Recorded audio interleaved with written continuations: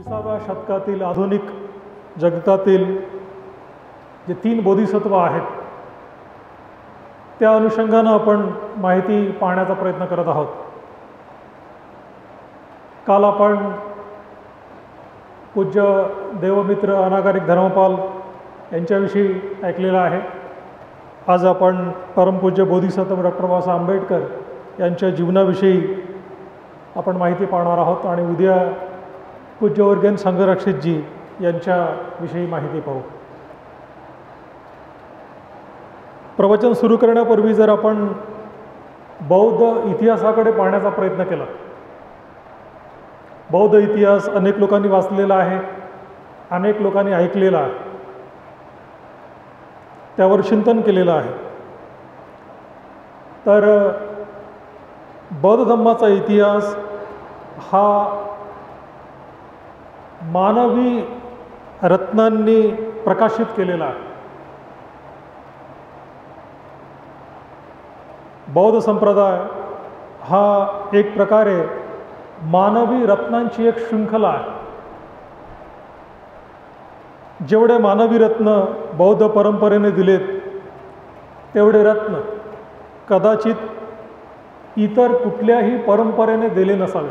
मग तो हिंदू धर्म असो, इस्लाम असो, ख्रिश्चन असो किंवा आणखी कुठला धर्म असो, सर्वात जास्त गुणी लोक,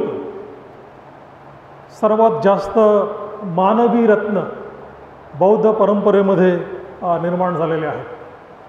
आणि त्याची सुरुवात जर आपण पाहण्याचा प्रयत्न केला तर अगदी शाक्यमुनी बुद्धापासून मग त्यांचे जे अग्रशिष्य राहिलेले आहेत, सारिपुत्त, महामोग्गल्यान, आनंद, काश्यप, कौंडिन्य, अश्वजित, धम्मदिना, नागार्जुन, असंग, आर्यदेव, अतिसा, वसुबंधू, बुद्धघोष, अश्वघोष, धर्मरक्षित, दीगनाग, नागसेन, पद्मसंभव, बोधिधम्म, शांतिदेव अशी कितीतरी नावं आपल्याला या बौद्ध परंपरेमध्ये पाहायला मिळतात.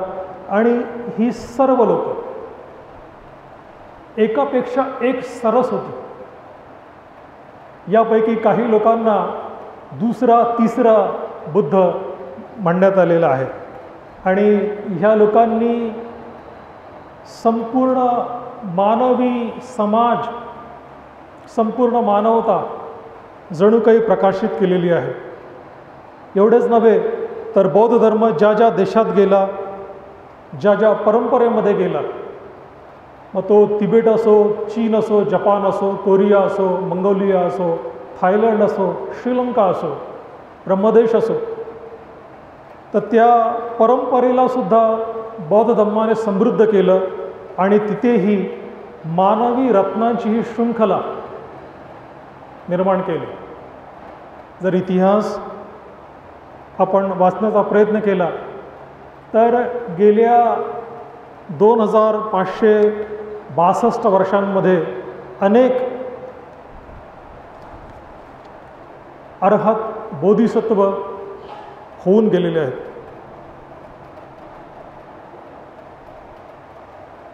अनेकांची शिकवणही आपल्याला माहीत नाही की त्यांनी काय शिकवलेलं आहे.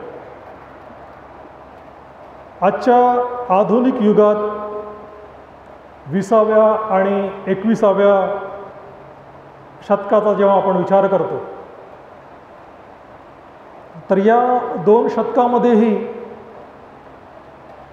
फार मोठे बौद्ध पंडित, विद्वान, मानवी रत्न होऊन गेलेत.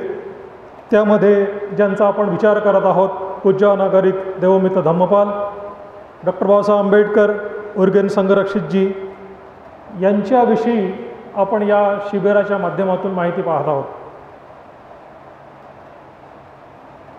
याशिवायही गेल्या 2 दशकामध्ये जगात अनेक बौद्ध विद्वान होऊन गेलेले आहेत. त्यांचं बौद्ध धर्मासाठी जे योगदान आहे ते बहुमूल्य आहे.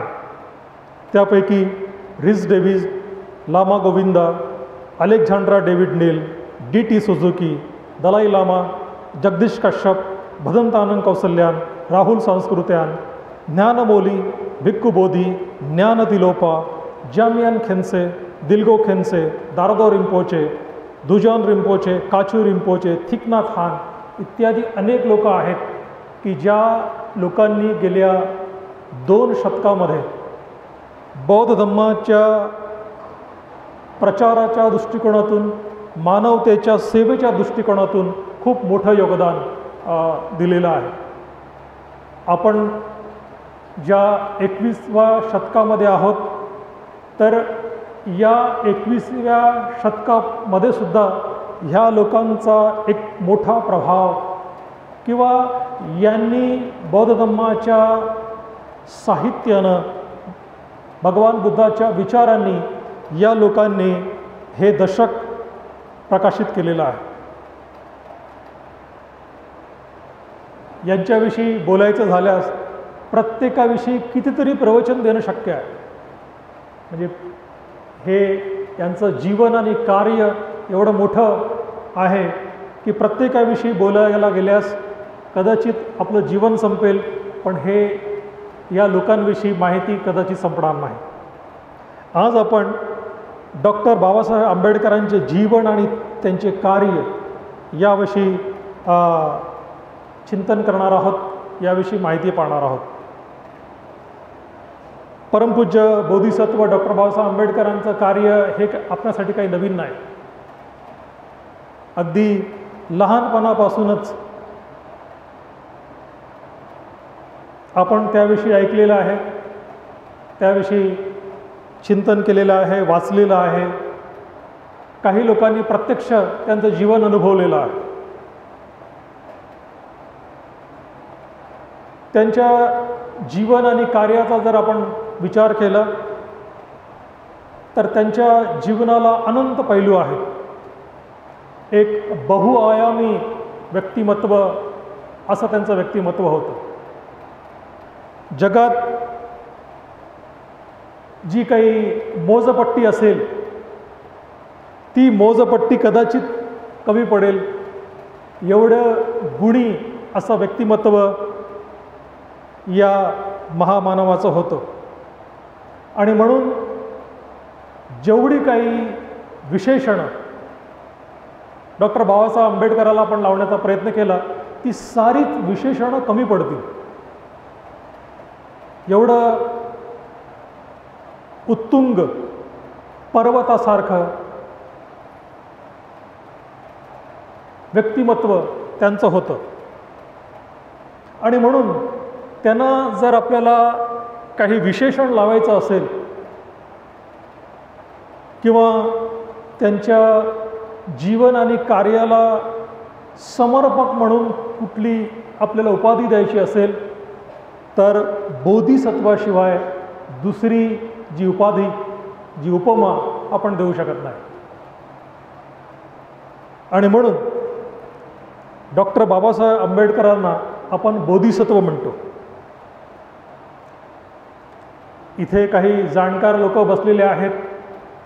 जर आपण इतिहास वाचला असेल तर 1954 साली काठमांडू येथे, नेपाळ येथे भरलेल्या जागतिक बौद्ध परिषदेस 1954 साली म्हणजे धर्मांतराच्या किंवा त्यांच्या निधनाच्या 2 वर्षी आधी 1954 मध्ये काठमांडू येथे पहिल्यांदा डॉक्टर बाबासाहेब आंबेडकरांना बोधिसत्व या उपाधीने गौरवण्यात आले.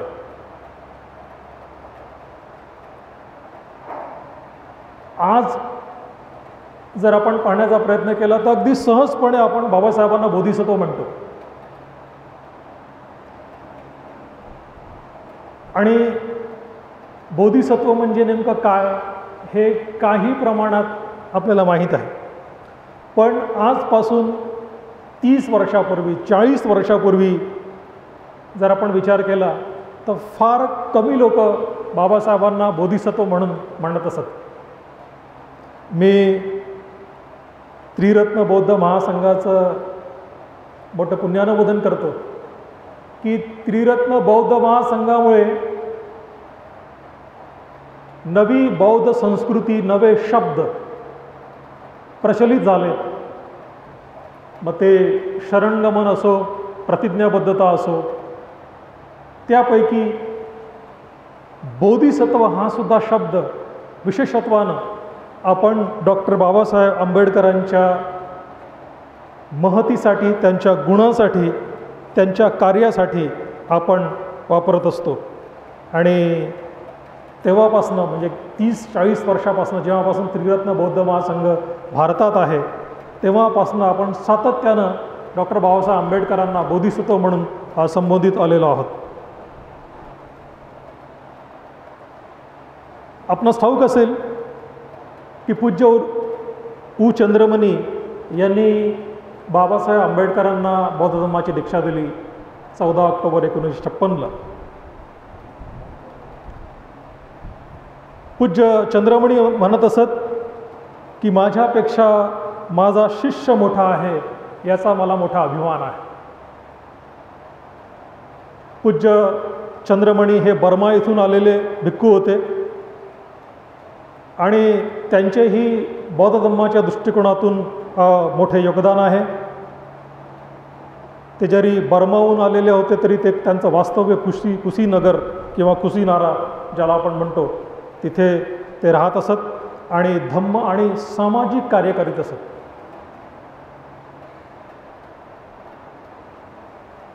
पूज्य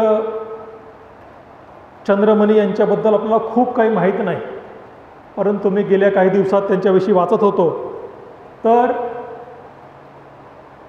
ते जसं म्हणाले की माझ्यापेक्षा माझा शिष्य मोठा आहे याचा मला अभिमान आहे. तर यांनी अशा प्रकारचे अनेक शिष्य घडवलेले आहेत. त्यामध्ये डॉक्टर बाबासाहेब आंबेडकर, पूज्य उर्गेन संघरक्षितजी, भदंतानंद कौसल्यान आणि जगदीश काश्यप हे 4 पूज्य उर्गेन संघरक्षितजी यांनी निर्माण केलेले शिष्य होते. आणि या 4ही लोकांचं योगदान बौद्ध धर्माच्या दृष्टिकोनातून खूप मोठं आहे.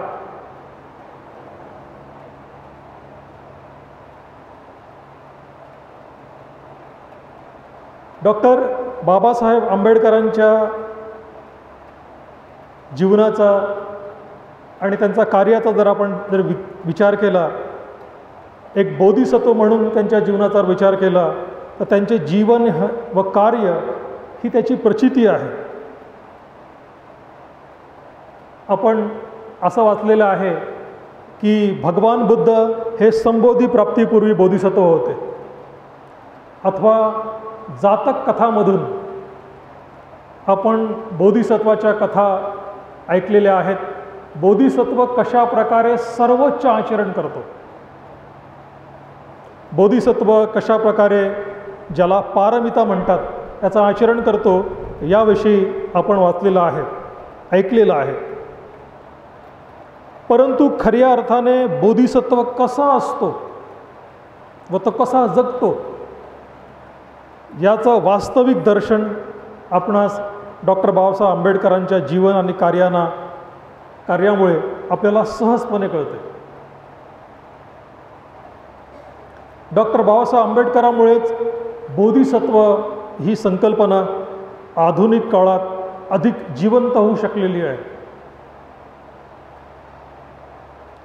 ते ज्या प्रकारे जगलेत, ज्या प्रकारे त्यांनी आपल्यामध्ये स्वतःमध्ये मानवी गुणांचा विकास केला, त्या अनुषंगानं त्यांचं जीवन हे जणू एक प्रकारची बोधिसत्वचर्या होती, बोधिसत्वाची कृती होती, बोधिसत्वाचं आचरण होतं.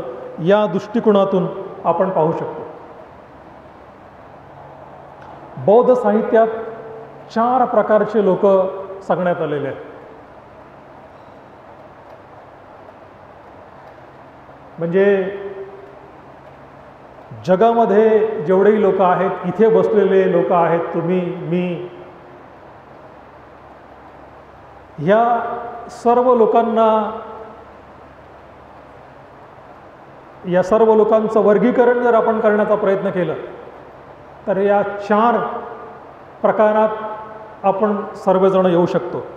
त्यामध्ये पहिला प्रकारचा व्यक्ती जो आहे तो स्वतःच्या अथवा इतराच्या कल्याणासाठी झटत नाही, म्हणजे तो काही करत नाही.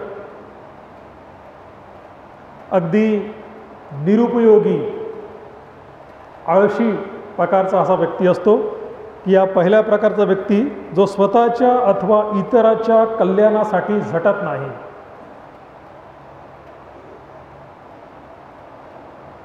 दुसऱ्या प्रकारचा व्यक्ती असतो की जो स्वतःचे हित सोडून स्वतःचे हित बाजूला सारून दुसऱ्यांच्या हितासाठी जगतो. हा दुसऱ्या प्रकारचा व्यक्ती आहे.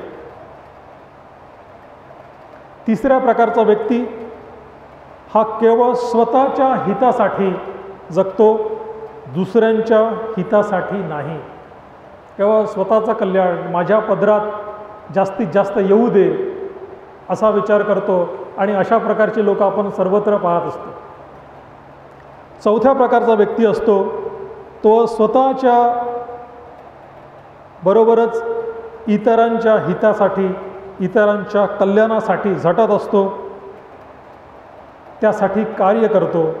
आणि या व्यक्तीला, या चौथ्या प्रकारच्या व्यक्तीला की जो स्वतःसाठी कार्य करतो, सोबतच इतरांच्या हितासाठी इतरांच्या कल्याणासाठी कार्य करतो, त्या व्यक्तीला सर्वोच्च व्यक्ती म्हटलेलं आहे.